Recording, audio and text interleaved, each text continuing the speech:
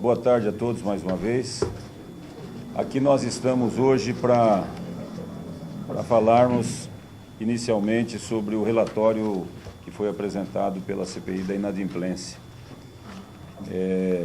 Nós, ao recebermos esse relatório, encaminhamos aos nossos secretários e ao procurador para que cada qual possa se manifestar a respeito de itens em específico e que sejam atinentes à pasta de cada um. É importante registrar a presença aqui também dos vereadores. Quero agradecer a vereadora Luísa, vereador Alex, vereador Araújo, pela presença. E eu vou passar inicialmente a palavra para o desembargador Santini, para o procurador Santini, que vai fazer as considerações iniciais a respeito desse relatório apresentado pela CPI da inadimplência. Por favor, doutor Santini. Bem, eu já dei a boa tarde a todos, né? O relatório da CPI da inadimplência faz um comentário sobre o que eu disse no primeiro depoimento, no sentido de que deve ser observado o artigo 73 da Lei 8.666. Ele faz um comentário dizendo que não é bem isso. Para terminar, imputando à administração pública vários ilícitos. Por exemplo, o ilícito da Lei de Improbidade Administrativa. O que ele argumenta com a Lei de Improbidade Administrativa? Sobre a violação da defesa do patrimônio, porque teria ocorrido emergência pré-fabricada para dispensa de licitação. Ele fala também incidência do artigo 89 e 92 da Lei 8.666, que cuida das licitações, que nós teríamos violado a obrigatoriedade dessas licitações, também com a construção de emergência pré-fabricada. E, além disso, a incidência da lei, do decreto-lei 201, no artigo que diz respeito, artigo 4º, que diz respeito à inobservância de condutas da administração, bem como o artigo 1º, que diz respeito a prejuízo causado à administração. Ora, isso, pelos documentos que estão nos autos, não espelham a realidade. Argumenta-se que deveria pagar em 5 dias ou em 10 dias os credores. E que não seria correto quando eu falei do artigo 73 da lei, porque o artigo 73 diz ao recebimento da mercadoria. Vamos examinar isso. Ele fala que no artigo 5º e o artigo 40, a linha A da Lei 8.666, cuida, na realidade, do edital. E no edital consta o prazo de pagamento, que não poderá ser superior a 10 dias após a formalização da fatura. A Lei 4.320, que cuida do orçamento público, da execução orçamentária, estabelece que deve ser pago em ordem cronológica, da mesma forma que o artigo 5º da Lei de Licitação, após estar formado o crédito do credor. Mas o que diz a Lei de Licitação? A Lei de Licitação diz o seguinte: há 2 formas de recebimento de um serviço ou de uma obra. Primeiro, provisório. Segundo, definitivo. Feito o recebimento definitivo, para se fazer o processo de pagamento, diz o artigo 73, tem até 90 dias para que se processe isso. É fácil entender isso. Vamos imaginar que os senhores contratem uma obra de uma reforma na sua casa, por menor que seja, e encomenda uma mercadoria numa firma de materiais de construção. Ela apresenta a nota fiscal e entrega a mercadoria. Os senhores teriam, se forem entender assim como eles querem, um prazo para pagar sob pena de inadimplência. Mas vamos imaginar que essa mercadoria não esteja exatamente igual àquela que o senhor entregou. Ou que o senhor pediu, desculpe. Eles entregaram uma mercadoria diferente. O senhor não vai reclamar? A administração também é pública, é isto. Faça o recebimento provisório, depois a autoridade competente para aquele recebimento dá o atestado do recebimento, aí então é que se inicia o processo de pagamento, que o artigo 73, o artigo 40 e o artigo 5º dizem, bem como o artigo 63 da 4.320. Não é imediato porque apresentou. Eles citam um caso aqui, na coisa da MDR. A MDR apresentou, e eu já disse, uma fatura cobrando pelo pagamento do IPTU feito pelos contribuintes no programa IPTU Fácil. Mas o contrato deles e o edital da licitação diz: quando a prefeitura fizer qualquer programa de facilitação para o pagamento de IPTU, a MDR não tem direito a receber. A RDM, desculpe, não tem direito a receber. Logo, nós estamos fazendo um processo. O que é incontroverso já foi pago. Bom, mas deixa isso de lado, que eles falam só en passant. Aí eles falam sobre a emergência pré-fabricada. No final do ano passado foi feito o contrato com a Total da limpeza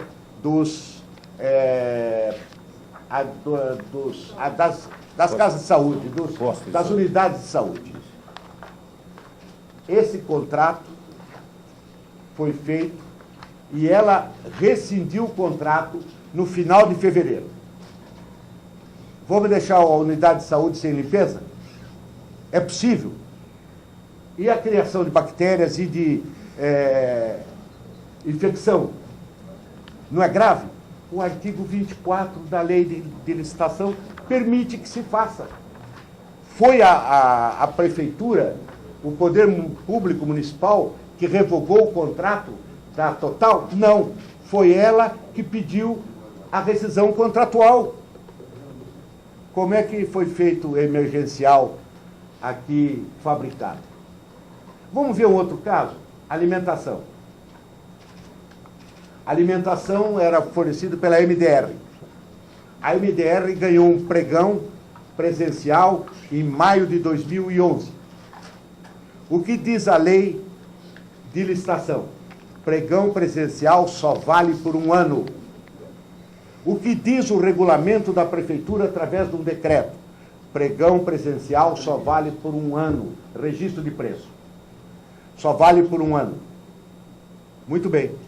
Foi prorrogado em maio do ano passado. Não podia, é ilegal. Este ano, 2013, foi descoberta a ilegalidade.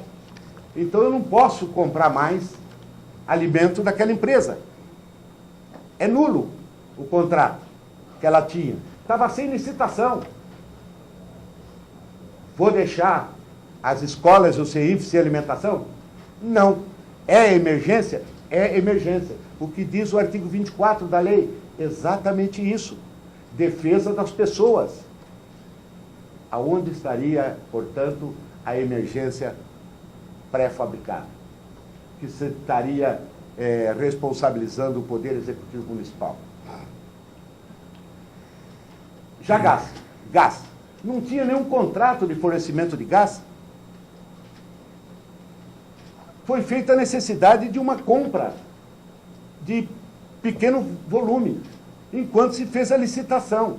Bom, pode-se alegar o seguinte: mas por que não comprou do preço que estava no pregão, que era mais barato?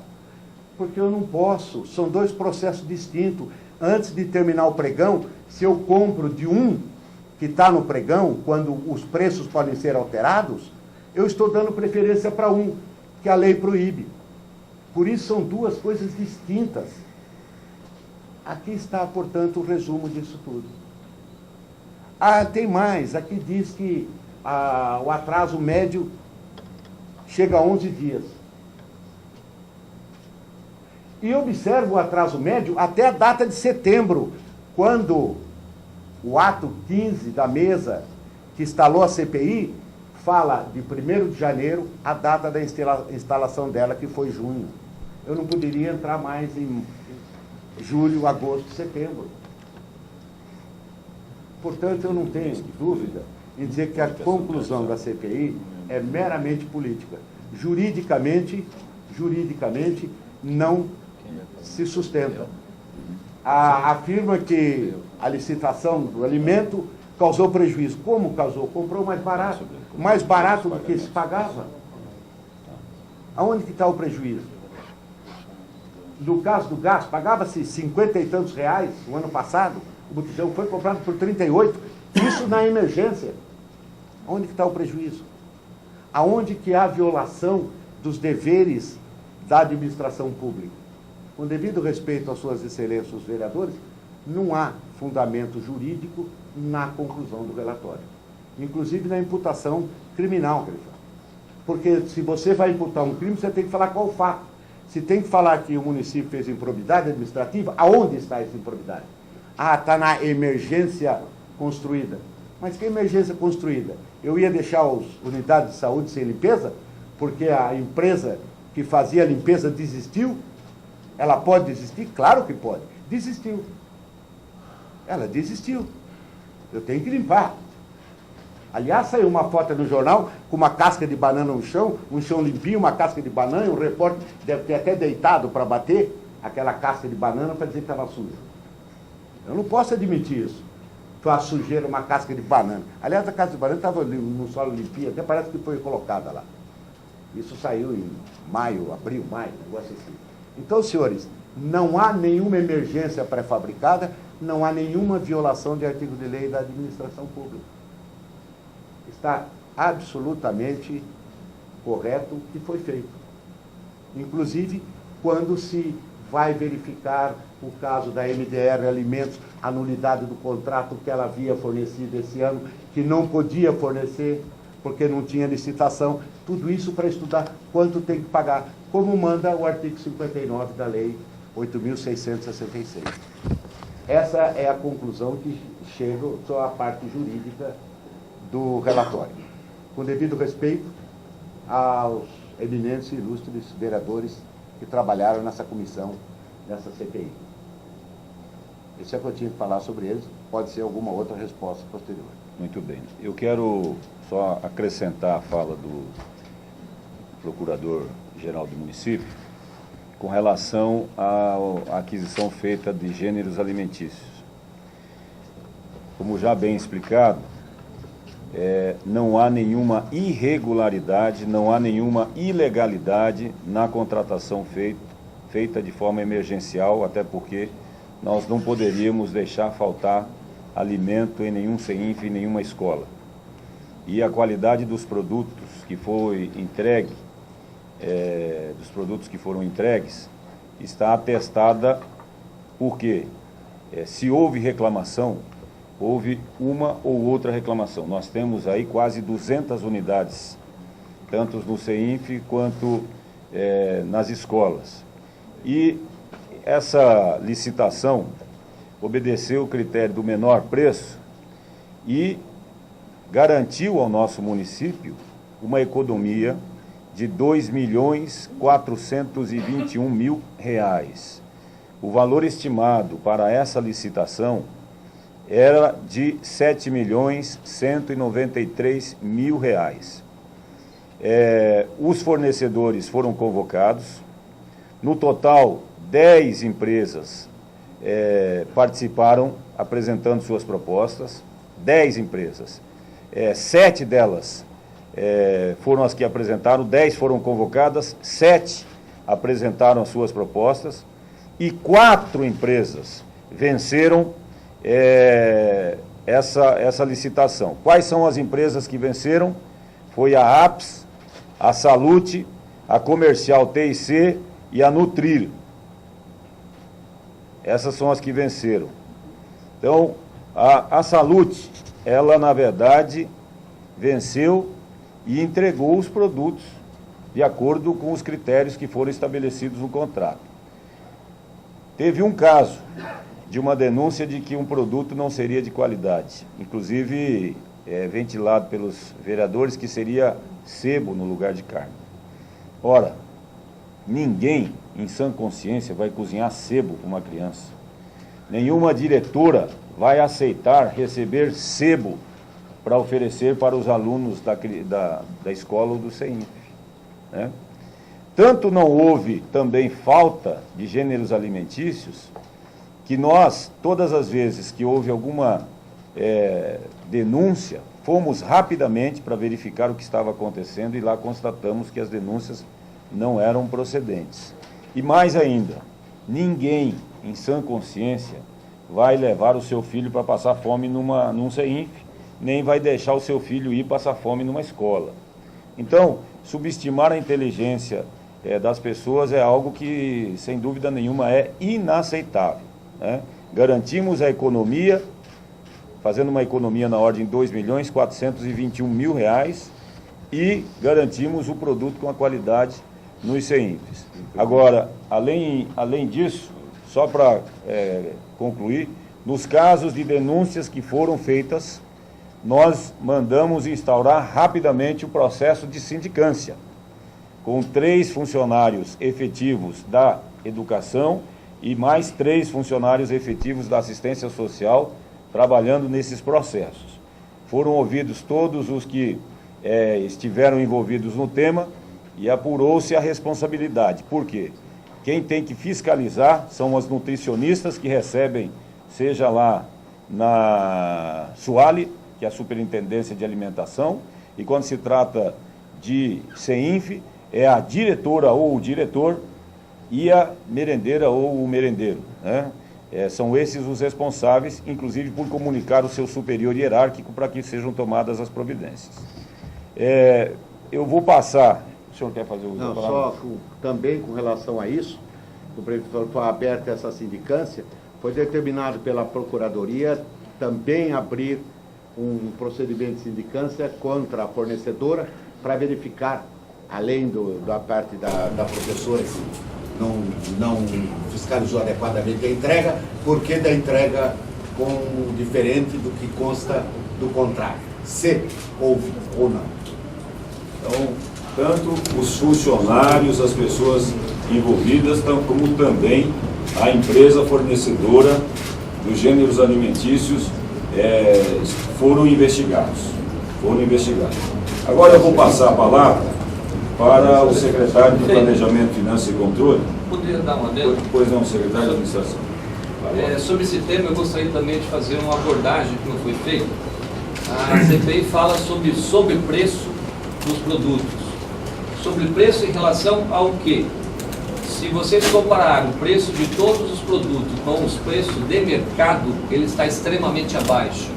Você só consegue fazer uma diferença de preço se você comparar com os preços da própria prefeitura. Quando a prefeitura comprou atacado, ela conseguiu um preço menor. Então você, para fazer a afirmação dele, ele não pôde comparar com o mercado. E para falar em superfaturamento, para falar em ou sobrepreço, você tem que comparar com os preços médios praticados no mercado. E nenhum preço praticado no mercado a prefeitura adquiriu acima.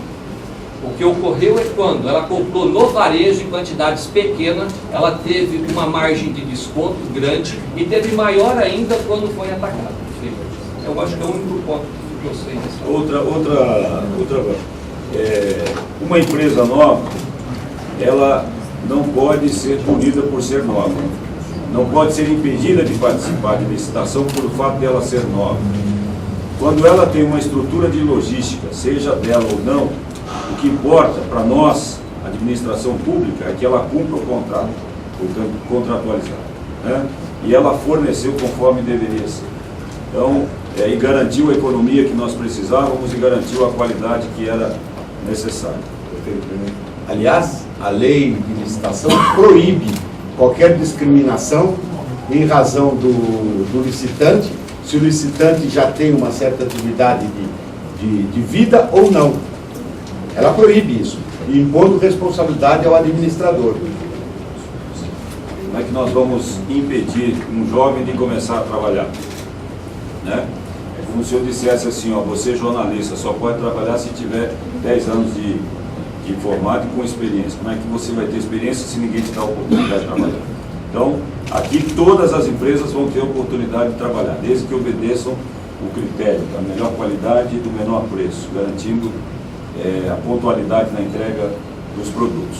Com relação à Megaserv, eu quero registrar algumas informações. Nós tivemos uma economia garantida com a contratação dessa empresa da ordem de, no semestre, na ordem de R$2.057.000. A economia anual será de R$4.114.000. O valor mensal obtido na licitação foi de 989 e o valor mensal licitado, corrigido pela convenção coletiva, foi de R$1.088.000. Participaram dessa disputa várias empresas, 3 empresas. Participou a Morena RH, a Serviplan e a Megaserv, né? Com isso, saindo ela vencedora e está prestando o serviço. Nós temos que reconhecer que quando a empresa que ganhou presta o serviço adequadamente, nós precisamos reconhecer, né? Agora, eu vou passar a palavra ao secretário de Planejamento, Finanças e Controle, ao Benhur. Antes de passar a palavra a ele, gostaria de registrar que o tema abordado com relação a estas 2 empresas, ela não poderia estar no relatório, porque não é objeto da Comissão Parlamentar de Inquérito, que tem prazo estipulado e objeto específico, né? Era do dia 1º de janeiro até a data da publicação do edital, que foi no mês de junho, né? E o objeto, inadimplências nos contratos com fornecedores de produtos e serviços da Prefeitura. Esse era o objeto.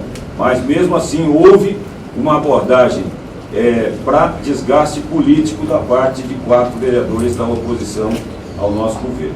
Então eu vou passar agora ao secretário Benhur para ele falar sobre a cronologia dos pagamentos e dar melhores explicações. Bom, boa tarde a todos. Relatório da inadimplência ou do calote, igual eles falaram. Tem 127 páginas.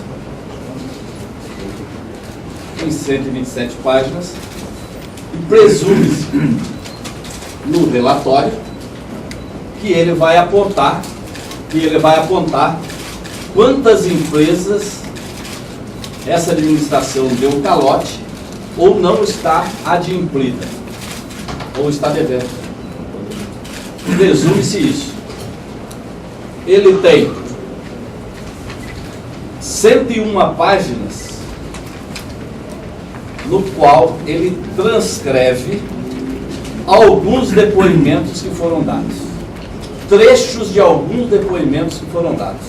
Ou seja, nem o depoimento por completo está aqui no relatório. Então significa que parte dos depoimentos, que talvez seja interessante para o relator, certo? Esteja aqui.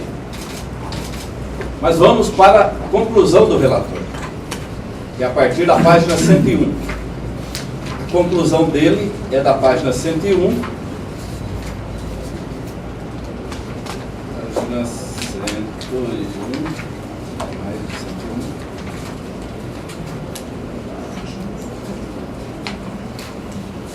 Análise da despesa pública.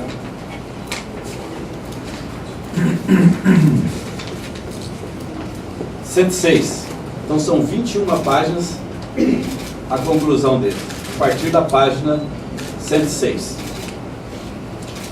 A partir da página 106, na página 109, ele elenca um quadro onde está todas as fontes de receita e aquilo que poderia ser uma inadimplência para a resposta está com os prazos médios, certo, de atraso. Ou seja, não existe inadimplência. Houve um atraso médio, onde o maior atraso médio em uma das fontes foi de 9 dias. Então, na própria conclusão do relator, ele não vê inadimplência. Ele mostra no quadro, na página 109, certo? A média de atraso por fonte bem detalhada. E isso é normal, ele mesmo explica no próprio relatório, que pode haver atraso até 30 dias, e deu um atraso médio de 9. Em relação ao que o prefeito e os demais colegas apontaram, na página 117, no terceiro parágrafo,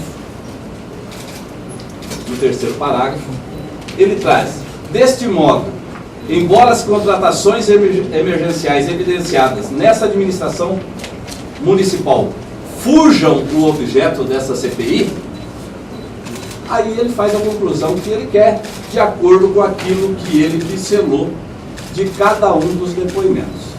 Então, esse é o relatório da inadimplência. Eu, como técnico da pasta, vejo que esse relatório, ele aprova, prefeito, certo? O que a administração fez, porque atrasos em pagamentos em administração pública, certo? A própria lei permite 30 dias e dá uma média de 9 dias, apontada por ele. Os demais temas aqui abordados a respeito de contratos, ele mesmo declara, certo, que não é o objeto da CPI.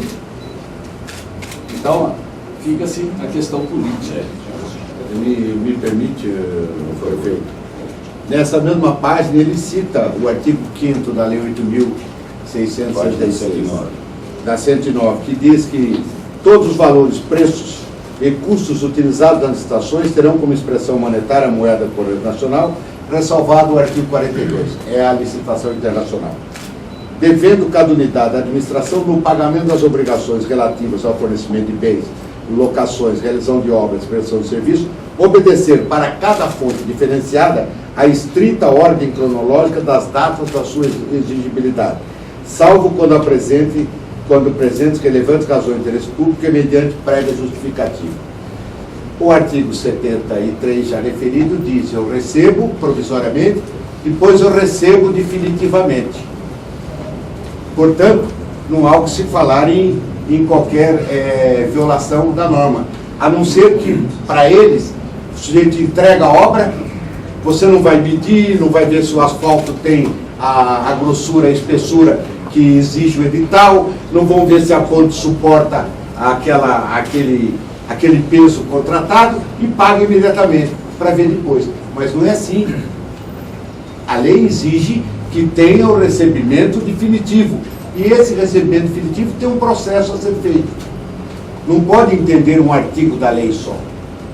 Aí ele diz também na Lei 4.320, que o artigo 63 da Lei 4.320 diz que deve ser pago tão logo se apresente o crédito como direito adquirido. Realmente, mas como apresenta o crédito? Após o recebimento, de acordo com o edital, vai conferir se o asfalto tem 8 centímetros mesmo, ou 5 centímetros, como consta do edital. E não quando o fornecedor chega a falar: olha, eu entreguei tal mercadoria, paga. E se ele entregou tudo estragado? E se ele fez a obra que não estava de acordo com o edital? Aí sim o administrador público é responsável. Pela lei, pelo Decreto-Lei 201, pela lei de improbidade administrativa. Porque a lei de improbidade administrativa, em todos os seus artigos, diz prejuízo aos cofres públicos. Sem prejuízo, não é improbidade.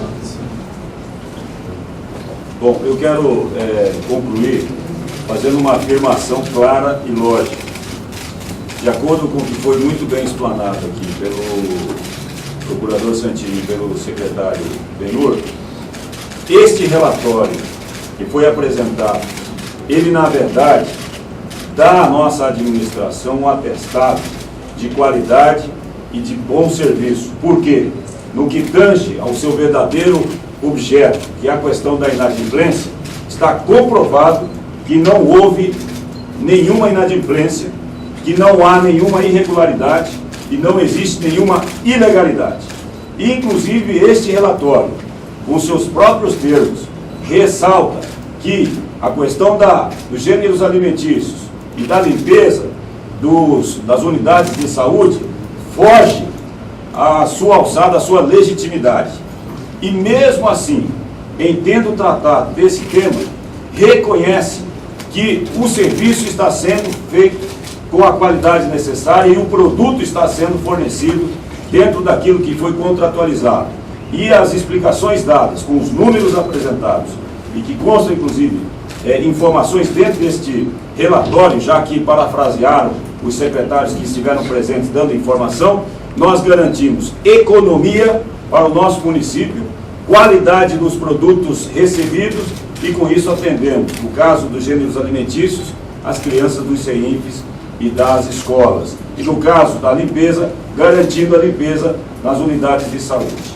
Essa é a informação que nós temos. Dizer que este relatório conclui por encaminhar essas informações para o Tribunal de Contas do Estado e nós entendemos que é o fórum adequado para que sejam feitas as análises das documentações, também para o Ministério Público Estadual, que nós respeitamos e sabemos que não vai se deixar levar por sentimento político de alguns vereadores que querem colocar na sua vala todos os demais vereadores, inclusive o Ministério Público Estadual, o Tribunal de Contas e, desta feita, também a Controladoria Geral da União. Então, nós estamos tranquilos pelos encaminhamentos dados com relação aos documentos, estamos muito tranquilos com relação à declaração dada de que a média de prazo de inadimplência de 9 dias, embora ele fale 11 dias, isso não significa desrespeito à lei, não significa irregularidade, não significa desrespeito ao interesse público, muito menos à transparência.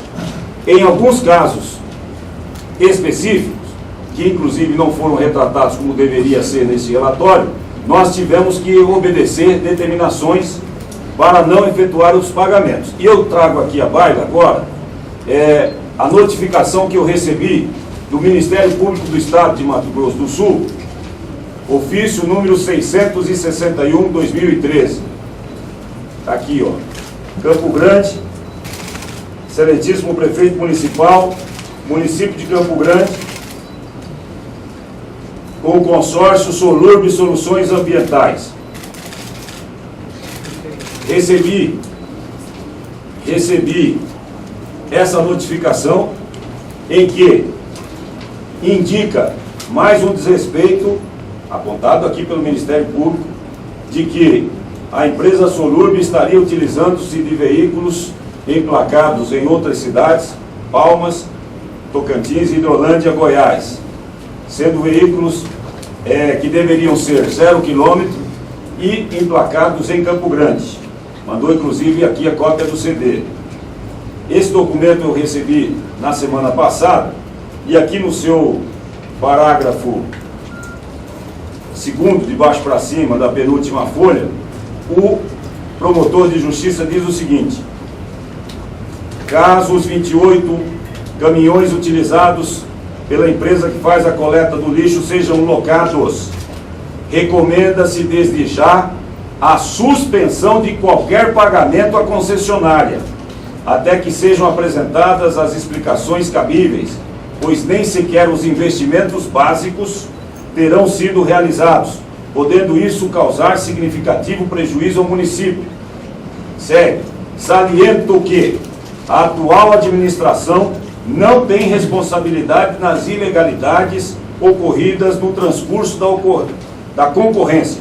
Entretanto, a partir de janeiro deste ano, a responsabilidade pela execução do contrato é da atual gestão. Nós temos recebido diversas determinações do Ministério Público, recebemos questionamentos através de medidas judiciais, questionamento de munícipes que cobram qualidade do serviço ou cobram até mesmo o serviço. Nós temos sido instados constantemente a proceder uma inspeção no serviço realizado e a não fazer o pagamento como nos é solicitado. Mas mesmo assim, mesmo correndo o risco de estar sendo amanhã depois processado eu não posso deixar que Campo Grande fique sem esse serviço que é essencial. Ele não pode deixar de ser feito. Nós, na semana passada, pagamos 10 milhões de reais para a Sulurb, 10 milhões de reais, e recebemos nova notificação. Desta feita, nós estamos determinando a nossa Agência de Regulação de Serviços Públicos, a Procuradoria-Geral, para que instaure um procedimento administrativo sobre esse contrato e sobre os serviços que estão sendo executados por essa empresa, cujo contrato se firmou no encerrado ano passado, que é de 52 milhões de reais ano. Portanto, um valor extremamente significativo, o contrato esse que está extremamente questionado. Então, esse é um esclarecimento importante que nós temos a fazer. Eu gostaria de pedir, está presente a secretária de Assistência Social, que é a responsável pela pasta que coordena a questão dos CEINFs, para esclarecer com relação ao fornecimento dos gêneros alimentícios. Por favor. Quanto aos fornecimentos dos gêneros alimentícios, nós, embora tenha sido veiculado, falado na Câmara da não entrega de produtos, não procede, todas as vezes que sai uma informação, geralmente, né, denúncias anônimas, sem o local, sem apresentar qual é o CEINF, qual é a unidade que está sendo receber esse alimento, mas mesmo assim a gente vai em loco, procura, tem nos ligados a todas as diretoras, perguntando informações. Quando sai a unidade, nós vamos lá com a equipe de comunicação da Prefeitura, já convidamos algumas equipes de comunicação para irem também nesse mesmo momento, para ver que não está faltando nenhum alimento. As diretoras sempre têm falado, inclusive com a imprensa, alguns órgãos de imprensa estiveram presentes, falando que elas realmente não acontece isso no CEINF, mas elas se sentem até mal com o que vem sido veiculado, com o que vem sido falado, como se elas não fossem boas gestoras dessas unidades. Né? E elas estão administrando o CEINF, estão atendendo as nossas crianças, os pais têm acesso ao CEINF na entrada e na saída, eles podem entrar, olhar a despensa, o cardápio fica fixado na parede, para que com toda transparência a gente possa estar atendendo as nossas crianças no CEINF, as nossas unidades também da assistência social. Então, foram atendidos. Como o Santini já explicou aqui, nós tivemos um problema no contrato que ele foi aditivado sem poder e por isso foi feito o contrato emergencial. Essa empresa atendeu aos CEINFs, atendeu as unidades, entregando o alimento. Onde teve o problema da denúncia da carne, foi aberto sindicância e apurado, assim como todas as outras reclamações têm sido feitas. Nós temos sempre chamado o fornecedor e falado que um produto A, o produto B não foi entregue de maneira adequada, eles fazem a substituição imediata desse produto. Então é papel das diretoras das unidades estarem conferindo a qualidade e a quantidade desses produtos e elas estão cientes de fazendo o seu papel. Então, para deixar bem claro que nós não tivemos aí nenhum não fornecimento, nenhum rompimento de fornecimento dos produtos de gêneros alimentícios com nossas unidades, no CEINFs e as unidades da SAFs também. Olha, só para completar a informação, já foram pagos para essa empresa que está fazendo a coleta do lixo em torno de 30 milhões de reais. Então não pode reclamar, não pode dizer que vai parar os serviços porque não está recebendo, embora haja esses questionamentos todos, inclusive a notificação do Ministério Público, ela vem recebendo, a nossa equipe vem trabalhando na fiscalização, todos sabem que ela não entregou a UTR como deveria estar, já deveria ter entregue, né? Existe uma série de pontos que precisavam ter sido concluídos, respeitados, cláusulas respeitadas e não foram. Eu quero abrir agora a oportunidade para quem quiser fazer pergunta. Vamos lá então. Conforme combinado, né? TV Guanandi, Israel, primeira pergunta. Aqui, prefeito. Pois não, Por que o senhor apropriou-se do dinheiro da dona de lá? Olha, em primeiro lugar que eu não me apropriei dinheiro de ninguém. Esse processo é um processo judicial que tramita desde o ano de 1999. Trata-se de uma ação de indenização por danos morais, onde essa senhora que está sendo usada pelos meus adversários políticos cobrou a indenização pelos danos sofridos e também o tratamento. Eu ganhei tanto a liminar quanto a sentença na primeira instância e também na segunda instância. Na primeira instância, a ré a empresa Vega Engenharia Ambiental, ela foi condenada a pagar em torno de 120 salários mínimos. Eu recorri dessa decisão, o Tribunal de Justiça nos deu ganho de causa e estabeleceu a indenização em 180 salários mínimos. Todo o dinheiro foi depositado em conta judicial em nome da senhora Dila Dirce de Souza. Os valores que foram levantados com base em notas fiscais que atestam o procedimento cirúrgico, a aquisição da prótese ortopédica, aquisição de medicamentos, fisioterapias, e ela vem recebendo, desde que eu propus a ação, uma pensão mensal de um salário mínimo. O advogado que trabalhava para mim, cuidando desse processo, se chama Rubens Cleiton Pereira de Deus. O mesmo advogado que está acompanhando e fazendo essas denúncias graves e caluniosas contra a minha pessoa. Ele era meu assessor, trabalhava comigo desde meados de 2009 e era quem tinha que cuidar do processo. Era por mim remunerado para cuidar do processo, 2009. Esse dinheiro está depositado numa conta à disposição da dona Dila Dirce de Souza. No meado da campanha eleitoral do ano passado, o senhor Rubens Cleiton, que era meu assessor na Assembleia Legislativa, pediu exoneração, pediu para se afastar. Ele saiu do meu gabinete e foi trabalhar para o meu adversário.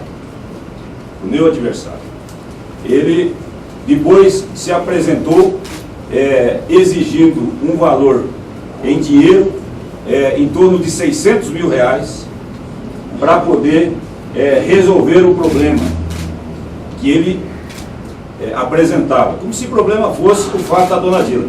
Eu trabalhei, dei entrada na ação, ganhei todas as instâncias. Ele, que era meu assessor, trabalhava para mim, para cuidar do processo desde 2009, quando já tinha praticamente encerrada a decisão judicial. Agora entra no processo com uma procuração como se estivesse tomando o cliente e reclamando valores que ele tinha que estar a par. O recurso está depositado na conta judicial.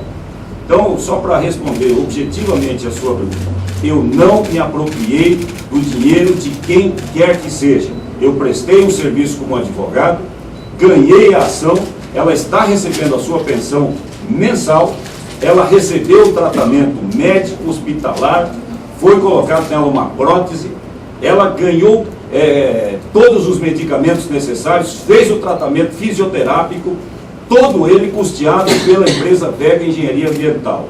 As notas fiscais estão dentro do processo, o dinheiro está depositado, volto a dizer, numa conta judicial e está à disposição da dona Dila Dirce. Agora, o Rubens Cleiton Pereira de Deus, que é o nome desse advogado, está agindo a mando dos meus adversários e usando essa senhora que é de idade, de pouco conhecimento e que certamente foi incentivada a fazer isso para tentar, mais uma vez, prejudicar o político, porque se trata de uma questão que poderia ser questionada na OAB ou mesmo na Justiça, mas se traz para a imprensa para fazer o desgaste do homem público.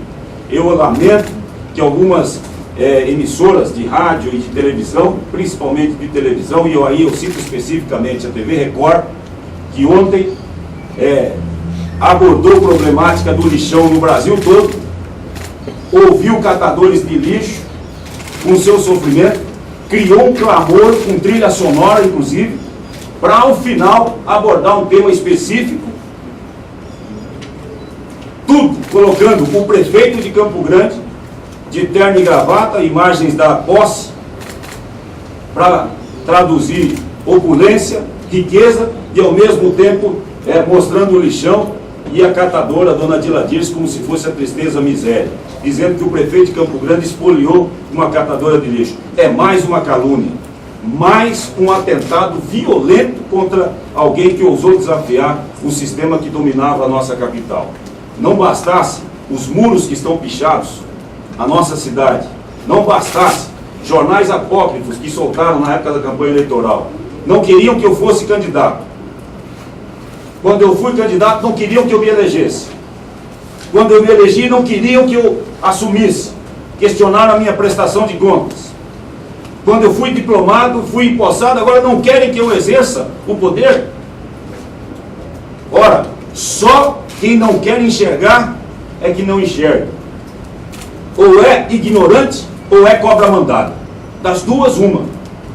E é uma pena que uma emissora de televisão de alcance nacional gaste 18 minutos querendo responsabilizar o Bernal pelos problemas do meio ambiente com relação ao lixo, pelo problema da miséria dos catadores de lixo, e se aproveite de duas pessoas que estão com conchavo com os meus adversários políticos para poder fazer essa tentativa de linchamento moral. Eu já determinei aos meus advogados para que entrem com ação exigindo o direito de resposta, porque eu mereço o direito de resposta. Foram 18 minutos em rede nacional para tentar desmoralizar o prefeito da capital do Mato Grosso do Sul, e o recibo foi assinado, porque quando colocaram a imagem do senador Delcídio do Amaral, colocaram ao meu lado. A quem interessa fazer isso? Essa é a pergunta. A quem interessa prejudicar a imagem do prefeito Alcides Bernal e, ao mesmo tempo, vinculá-lo ao senador Delcídio do Amaral? A quem interessa? A que peso foi isso? Quanto custou? 18 minutos de matéria em rede nacional. Essa pergunta os senhores vão responder. E quero dizer mais, estou ingressando também com uma representação contra esse advogado, que foi o meu assessor, cuidava dos meus processos, pela quebra de sigilo profissional. Porque ele, além de pegar o cliente, que era minha cliente, que eu ganhei a questão, está levando a público situações inverídicas e mencionando o processo judicial.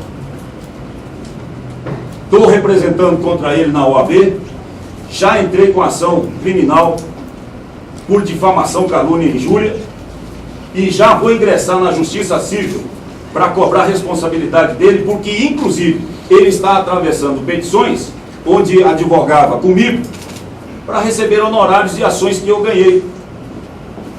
Já estamos representando, já foi distribuída hoje a representação. Então eu espero que com essas poucas, simples e, desculpe até veementes palavras, mas eu estou indignado, porque mostrou a imagem da minha esposa como se tivesse sacado 25 mil reais com cartão em caixa eletrônico. Onde já se viu isso? Quem consegue sacar 25 mil reais num caixa eletrônico? Querendo dizer que a minha esposa praticou crime, pegou a senha daquela senhora para sacar 25 mil reais. Você não consegue sacar 25 mil reais sem fazer a devida previsão, e você tem que se identificar, mostrar sua identidade para poder sacar. Então subestima a inteligência da nossa gente e quer me linchar moralmente. Mas eu acredito muito nas pessoas sérias, inteligentes, e acredito na justiça. Se existir justiça no Mato Grosso do Sul, se existir justiça no nosso estado, esse atentado, essa busca do golpe político não vai ter êxito, e nós vamos identificar quem é que está por trás dessas duas pessoas que estão apresentando essa deprimente peça teatral. Mais uma pergunta? Tainara, Diário Digital.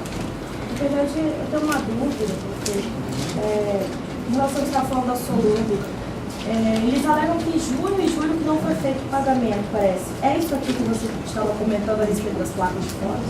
Nessa época foi feito o pagamento até junho, 10 milhões de reais.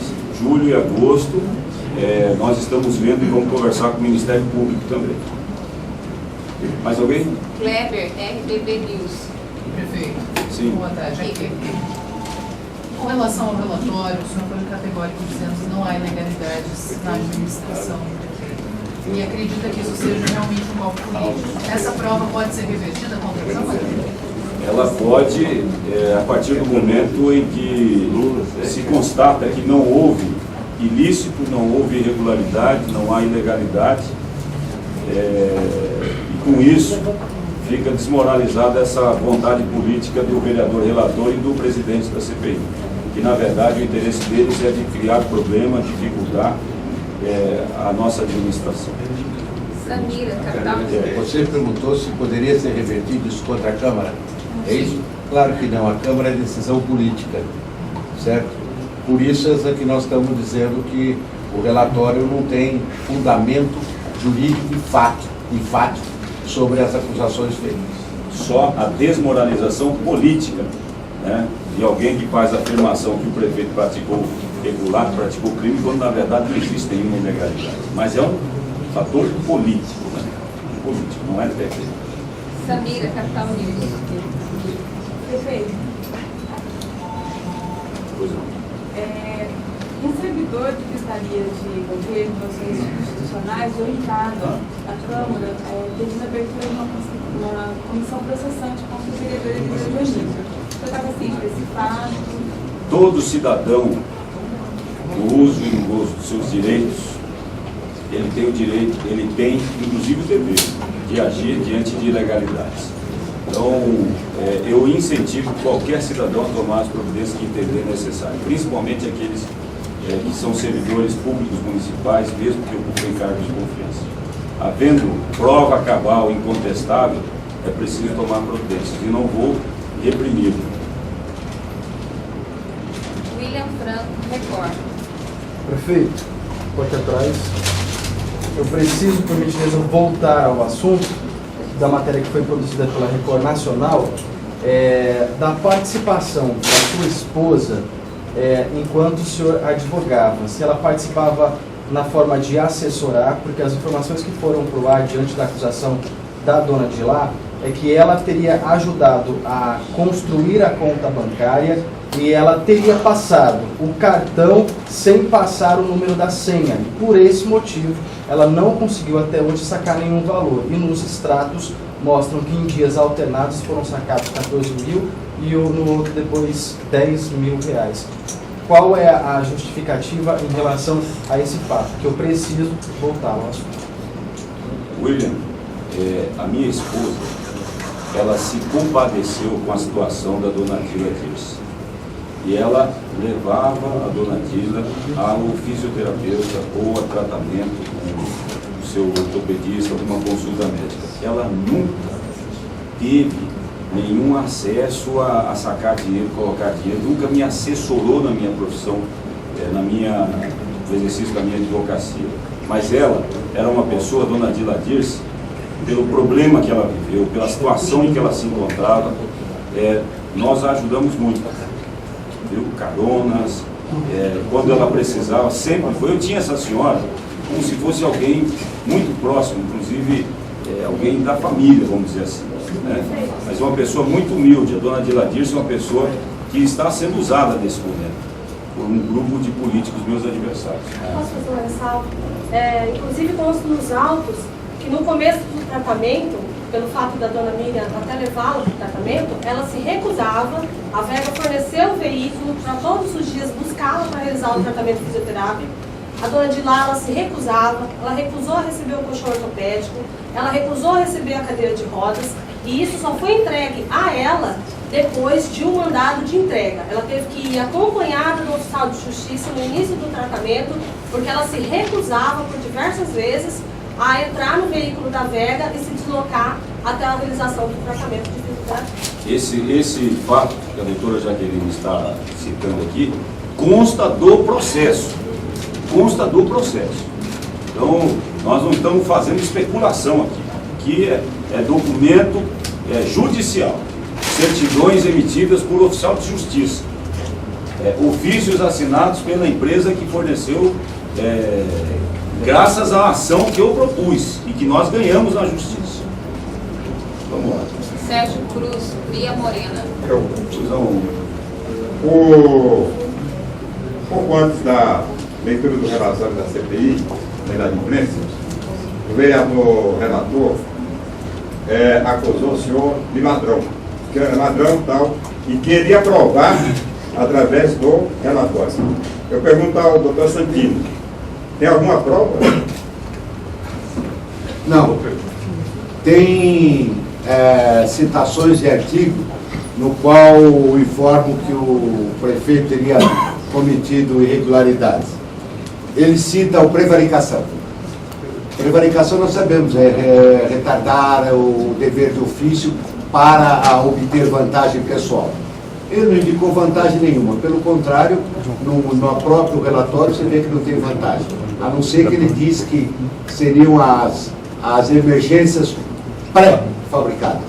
Para favorecer isso, para favorecer isso daí. Depois, ele indica o Decreto-Lei 201. Decreto-Lei 201, que no artigo 1º, que diz sobre prejuízo, mas não dá nenhum prejuízo que tivesse ocorrido. Ele fala que foi averiguar elementos que não constavam da CPI, que seriam esses contratos, mas também deveria a CPI a obrigação de ver essa rescisão contratual por inadimplência. E não mostra nenhuma rescisão contratual por inadimplência. E coloca também a lei de probidade administrativa, que diz causar prejuízo ao cofre público e dever de lealdade, etc. Ele coloca os 2 artigos da lei de probidade, mas não diz aonde estaria a falta de dever de lealdade e aonde está o prejuízo. Pelo contrário, ele não fala em prejuízo nenhum. Ele fala até que no atraso deveria ter sido pago com correção monetária e com juros, e que não foi pago com correção monetária. Então não tem prejuízo para o cofre público. Pelo contrário, o prejuízo foi do particular. Se tivesse havido atraso. Ou seja... Então não há nenhum tipo. Ou seja, é mais uma calúnia desse vereador que joga com a imprensa ou com alguns setores da imprensa para tentar macular a imagem do prefeito de Campo Grande. Eu não sei se o senhor se lembra, ele fala também que não foi dado documento. Eu não sei se o senhor se lembra, foi publicada uma foto, o Poder Executivo entregando o documento para o presidente da CPI. Essa foto foi publicada e depois, posteriormente, falaram que não foram entregues os documentos. Eu não sei o que fizeram com aqueles documentos lá. Mas conforme o pedido, a Procuradoria ia remetendo os mais documentos pedidos. E em nenhum consta esse fato que o prefeito teria se apropriado do verbo. Por ele ter feito uma afirmação caluniosa, eu distribuí uma queixa-crime por crime contra a honra, por ser contra o prefeito da cidade. Ela tem uma majoração, não pode tramitar perante o juizado de pequenas causas, e com a sentença condenatória também cabe suspensão dos seus direitos políticos. Portanto, também, ao ser condenado por essa calúnia, ele vai perder os seus direitos políticos. Falando em direitos políticos, creio eu que crime entre aspas, é um vereador ciente de que não pode fazer negócio com a Câmara Municipal, acaba fazendo negócios, emitindo 2 notas fiscais de empresa da qual ele é proprietário. Isso sim, para mim, é um crime político, afronta a nossa Constituição, afronta a Lei Orgânica Municipal e o regimento interno da Câmara Municipal diz que isso é quebra de decoro parlamentar e merece cassação. Próxima pergunta, Jéssica, Correio do Estado. Você está no Correio agora, Jéssica? Está no Correio? Está em todas.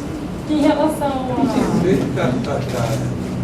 a senhora lá, a reportagem mostrou que ela veio até aqui, aí não foi recebida. O senhor pretende se encontrar com ela? Eu quero receber a dona Dilá a hora que ela quiser.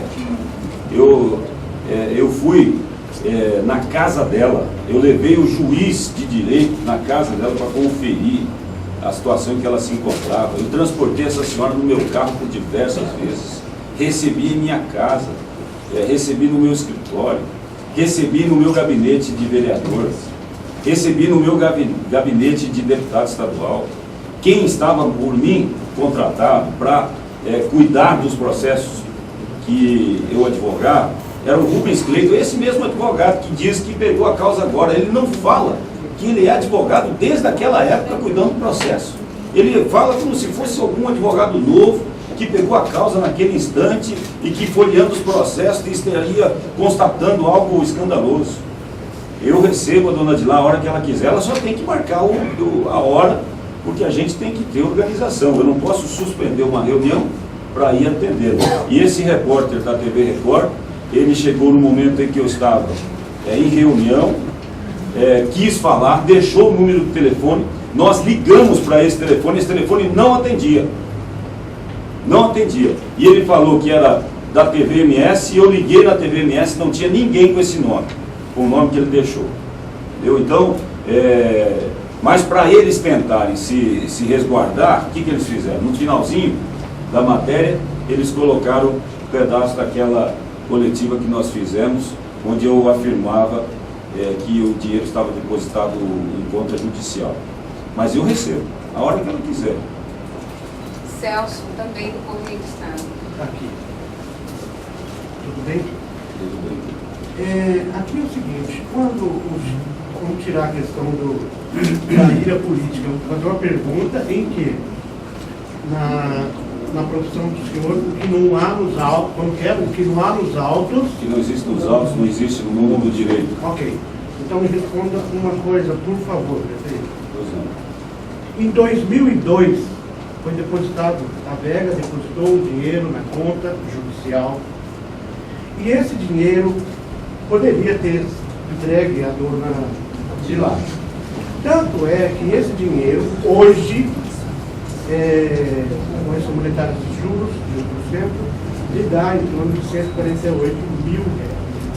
A pergunta é duas aqui, eles têm, isso está no processo, que foram depositados em 2002. A outra questão, foram retirados, feito levantamento ou saques. Tem um valor de 20 mil, tem um valor de 5 mil e tem um DPVA, que é o DPVAT, 4.700 reais. Por que é que a dona Dilar não recebeu esse dinheiro em 2002? Né? E a relação que o senhor tinha com ela, porque a dona Dilar, em 2010, gravou um VT para a sua campanha. Ela aparece na campanha do senhor em 2010, quando o senhor ganhou a eleição. Como que era, o senhor estava próximo dela, poderia ter liberado o dinheiro se o senhor quiser, ou a justiça quisesse, está tudo isso lá. Não é uma invenção, não é ignorância, não é pau mandado. Meu nome é Celso, eu escrevi a primeira matéria e onde ela disse, Bernal, cadê meu dinheiro? E ela, foi eu. Aí, mas aí, e olha, você não precisa se justificar, você me faz a pergunta que eu te respondo. Não, mas antes, porém, o jornalismo é assim, você ouve um lado, ouve dois lados. Vocês não me ouvem nunca. O senhor não tem ideia de quantos e-mails que eu passo. Eu posso te responder? Não, eu gostaria que o senhor respondesse total aí. Obrigado. Primeiro que o recurso ele é depositado, não é liberado de imediato, ele só é liberado depois que transita em julgado e que a decisão é definitiva. Então o recurso ele fica depositado para garantir o pagamento daquela decisão que ainda está sob discussão e análise. Tá? Além disso, a dona Dilar recebia mensalmente a sua pensão. Isso paga. Isso. Que o senhor ganhou. Posso responder para ti, Celso, se você me permitir? Não, tudo bem. Portanto, o recurso estava lá aguardando o trânsito em julgado das decisões que estavam em fase de recurso. Para te dizer que realmente essa senhora estava sempre em contato comigo e para derrubar por terra a acusação de que eu não atendia, está o próprio vídeo. Tanto é que ela ia no meu gabinete, ela falava comigo quando era vereador, ela falou comigo quando era deputado, tanto é que ela se dispôs a gravar um vídeo para mim na época da campanha. Veja como era o bom relacionamento. E sabe quem era a pessoa encarregada de atendê-la, de falar com ela quando ela quisesse, quando ela precisava? Era o Rubens Clayton, que era o meu assessor. O Rubens Clayton era o assessor encarregado de olhar todos os processos. E ele conversava com a dona Dilar. Né? Então eu espero ter esclarecido a tua pergunta. Primeiro, os saques todos foram feitos pela dona Dilar. Os depósitos eram feitos na conta da dona Dilar. E os levantamentos através de alvará era mediante a apresentação de notas fiscais. A justiça, ela não libera o dinheiro para você se você não apresentar as notas fiscais, os comprovantes. de atenção médica, de atenção fisioterápica, de aquisição de medicamentos. Esses são os documentos que justificam a emissão de um alvará. Mas até hoje está em grau de recurso, se foi depositado em 2002, até nós estamos em 2013. Eu estou te dizendo que o Rubens Clayton era um advogado, por mim, contratado e pago, para acompanhar o processo. Então, o dinheiro que estava lá depositado, quando transitou em julgado, ele se tornou disponível. Quando? De cabeça eu não lembro quando foi. Tanto é que quem acompanhava o processo, volto a dizer para você, esse mesmo advogado que você arrolou na sua matéria e colocou ele me acusando como se nem soubesse do que estava acontecendo no processo. Quem sacou foi o Rubens, então? Foi ele que foi Não, lá, quem sacou... de lá e sacou, porque ela, o Will já não deve saber lá. Aí eu já não sei, Olha, quem sacou o dinheiro está lá dentro do processo, todas as notas fiscais, está lá os comprovantes dos alvarás, as notas fiscais, e o dinheiro está lá também para você ver, se você quiser ver quanto está depositado. O processo está O processo já foi devolvido, está concluído com o juiz. Qualquer um de vocês, se entrar lá no site do TJ, vai olhar que o processo já foi devolvido. Mas há a possibilidade do Rubens ter sacado? Aí eu não sei, eu não vou fazer Prefeito, acusação. posso complementar? Na decisão, onde condenou a VEGA ao pagamento da indenização, o juiz condenou a VEGA a arcar com todo o tratamento cirúrgico, fisioterápico, medicação, mediante a apresentação de orçamentos de quanto custaria esse tratamento para solicitar os pagamentos à VEGA. O Bernal, em várias petições, ele solicitou, apresentou laudos dizendo em uma prestação de que custaria 25 mil. Esse 25 mil foi um dinheiro que foi transferido pelo próprio juiz para a conta da dona de lá no Banco Sudameris. O depósito consta dos autos. Ontem, na matéria da Record, foi apresentado somente o valor de 25 mil e na página seguinte está o comprovante de depósito da dona de lá. A partir desse 25 mil, ainda restou faltando R$ 4.200 de fisioterapia, R$ 96 de CPMF, R$120 de uma consulta de uma fisioterapeuta e uma nota de medicação. Esses R$ 5.000 foi apresentado pelo Bernal comprovante dos gastos e o juiz liberou R$ 5.000. O pagamento do DPVAT, o juiz explicou na decisão que era um pedido administrativo, que não era da competência do Bernal solicitar. Era administrativo a ser feito pela própria dona de lá. Só que com isso, a FENASEG, que na época era responsável pelo pagamento do DPVAT, ela depositou um cheque de 4 mil e pouco, aquele cheque, um cheque administrativo em nome da dona de lá, cuja pessoa que somente pode fazer o saque é a dona de lá. O governal não tem poderes de ir lá e sacar um cheque em nome da dona de lá. Então toda a comprovação está nos autos. Esse processo, ele é um processo público. Se qualquer pessoa pode ir lá pegar, folhear e ver. Agora, vamos tratar do tema que interessa ao município de Campo Grande, administração pública.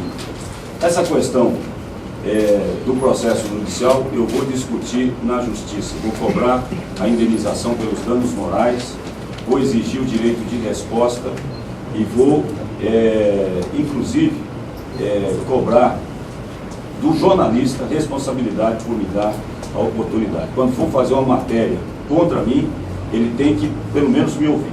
Né? E o Jornal Correio do Estado não faz isso. Eu faço não faz isso. Eu não vou discutir com o senhor. Não vou discutir com o senhor. O senhor faz as suas matérias, eu respeito a sua profissão e eu acho que o senhor está sendo extremamente injusto de colocar Bernal, cadê o meu dinheiro? Ali você já me condenou, está me tratando, está tratando o prefeito da cidade onde o senhor mora de uma maneira extremamente agressiva, nociva, danosa e sem dar oportunidade de defesa. Um homem público, né, a um advogado. Fala para quem está aqui trabalhando. Como é que é? Isso aí o senhor tem que falar para o Antônio João. E eu falo com o Antônio João. O Antônio João já estou processando o Antônio João. Eu nenhumas vezes. Como é que é? Agora, em todas as ações que eu entrei, como que é teu nome? Ézer Castro. Viu, Ézer? Quando eu entro com ação, eu entro contra o proprietário do veículo. Nunca entrei contra o jornalista. Nunca entrei. Mas vou lhe dizer uma coisa, eu vou começar a entrar contra aquele que não me dá oportunidade de defesa. Certo? Agora, porque, vou lhe dizer, quem manda, você acabou de dizer, quem manda é o Antônio João. Eu sei. que você faz a tua matéria e ele vai lá e mexe na tua matéria, mexe no teu título, mexe no teu texto, e muitas das vezes, se você se incomodar, ele te ameaça de demissão. Eu sei de tudo isso, eu sei a pressão que você sofre, né? Eu sei, inclusive, quem está por trás dessas agressões que são feitas contra mim o tempo todo. Mas eu não quero me estender nesse tema, eu gostaria de aproveitar a oportunidade para falar de um tema que é importante para o nosso município. São os 2 projetos de lei que estão lá na Câmara Municipal para serem votados, que tratam da suplementação orçamentária. 2 projetos. Um deles é na ordem de 9 milhões de reais, que é do Fundo para a Habitação, cuja aprovação precisa acontecer para que a gente dê sequência à execução das obras do conjunto Geraldo Correia e outros, Portelinha, né? E o outro é o da suplementação na ordem de 108 milhões, que precisa ser aprovado para que a nossa administração possa seguir aí fazendo o desenvolvimento de Campo Grande.